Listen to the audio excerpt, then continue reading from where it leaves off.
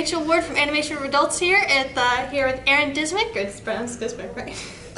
Dismuke. Dismuke. I'm sorry, I was meant to ask before. Don't worry, not the first time. So sorry.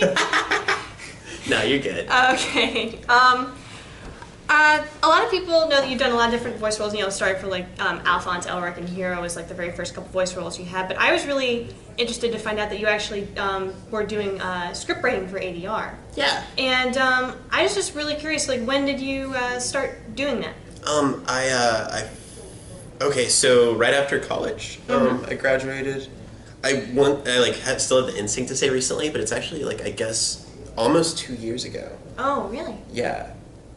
Yeah, because I'm almost 24 too. Okay. So yeah, I graduated at 22, and my senior year, my crowning achievement was I just picked up like an English minor and I like did nothing but English classes last year. And one of my professors, Britta Coleman, was really awesome, and she was working on this short story with me, and I submitted it to a writing competition. It had a cash prize and stuff, which is crazy whenever you're a starving college student. Oh yeah. And I won it, and then I was like, okay, cool. So forget the lawyer thing. I'm gonna be a writer.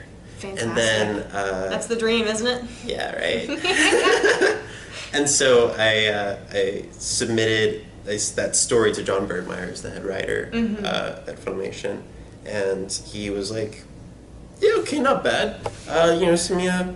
And so he had me do an audition script for him. Basically, like, that process was like, I got the raw translation from a show that had already been dubbed, and I looked at the video with the time code, and I had to write in the time codes for the when every line started, notate the reactions. Yeah. And also basically like make every single line fit and also not feel weird. Yeah, that's the real key with... There's a certain transy quality to a regular translation, at least. Something of interest that I've noted, though, is that's not necessarily true for every show. Oh, it's different with each show that you work with. It matters. It's a question of whether the translator takes the liberties or whether the scriptwriter takes the liberties, or whether the adapter takes the liberties. Yeah. So Funimation is dub oriented, so our translators get very literal, and our dub writers, we do, that's where the choices are made as to what to change and what to keep. Gotcha. But I've seen on some. I think Aijin, do you know that show? Which one? It's that show about the people who don't die and the boys being hunted. I think it's called Aijin. I know that the species is called Aijin. Anyway, it doesn't. The point is, I was watching this show and we had the subtitles on because me and my friend were talking as we were watching a little bit, intermittently, and I didn't want to miss anything.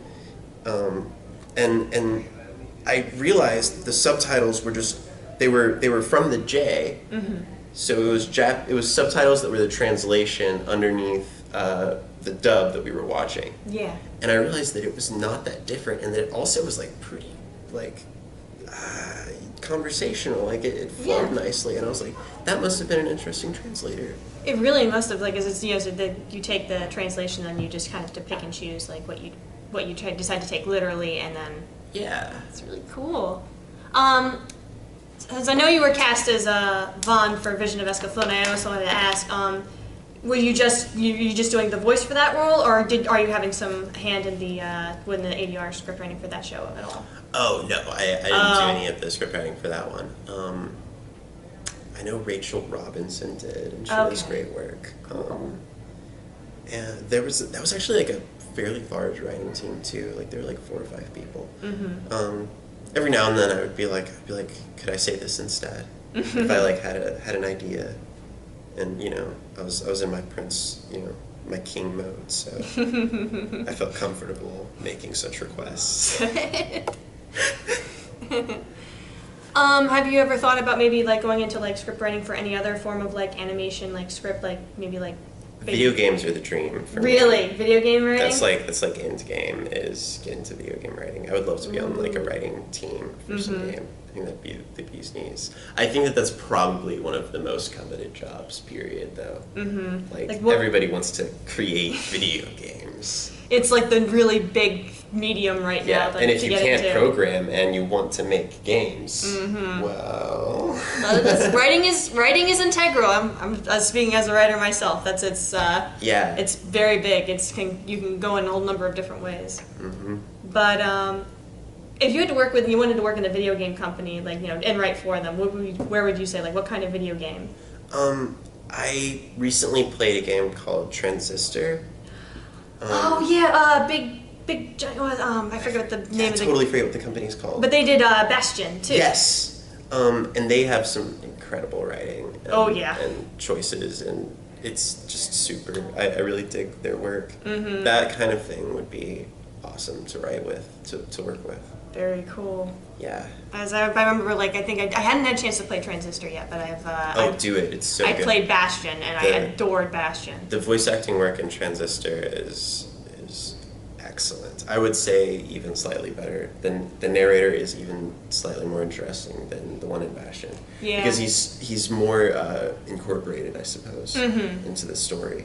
I think he has like this vested interest in things. Ooh, mysterious. Out of all the different like projects you're working like for, you've assistant directed in ADR as well. Like, are there any particular experiences like in working on a particular show, or anything at all that sticks out to your mind that you'd like to talk about? I suppose just there's something cool about directing that I learned from Tyler, which was Tyler was my lead director.